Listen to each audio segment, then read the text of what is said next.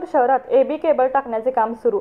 धोकादायक विद्युत वाहिन्यांपासून दिलासा, संजय पाटील यड्रावकर यांच्या हस्ते शुभारंभ। जयसिंगपूर शहरातील जुन्या आणि धोकादायक विद्युत वाहिन्या हटवून त्यांच्या जागी एबी एरियल बंच केबल बसवण्याच्या कामाचा शुभारंभ माजी नगराध्यक्ष संजय पाटील यड्रावकर यांच्या हस्ते करण्यात आला।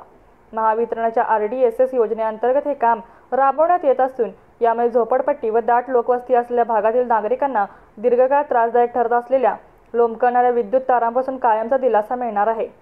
जयसिंगपूरमधील 52 झोपडपट्टी, राजीव गांधी नगर, मच्छी मार्केट तसेच शहरातील अन्य भागांमध्ये वर्षानुवर्षे विद्युत वाहिन्या झुकलेल्या, खांब खराब झालेले आणि तारा खाली आल्यामुळे सतत विद्युत तारेचा धोका निर्माण होत होता। विशेषतः पावसाची स्थिती अधिकच भयावह होत होती। या पार्श्वभूमीवर महावितरण विभागाने RDSS योजनेतून एबी केबल टाकण्याचा निर्णय घेतला असून यासाठी आमदार राजेंद्र पाटील यड्रावकर यांनी विशेष शिफारस केली होती। एबी केबल्स या संरक्षित केबल्स असून त्या एकत्रितपणे बसवण्यात येतात, त्यामुळे त्यांच्यात शॉर्ट सर्किट, स्पार्किंग किंवा तुटण्याचा धोका अत्यल्प असतो। हे काम पूर्ण झाल्यानंतर जयसिंगपूरमधील झोपडपट्टी आणि दाट वस्ती भागात वीज पुरवठा अधिक सुरक्षित आणि विश्वासार्ह होणार आहे।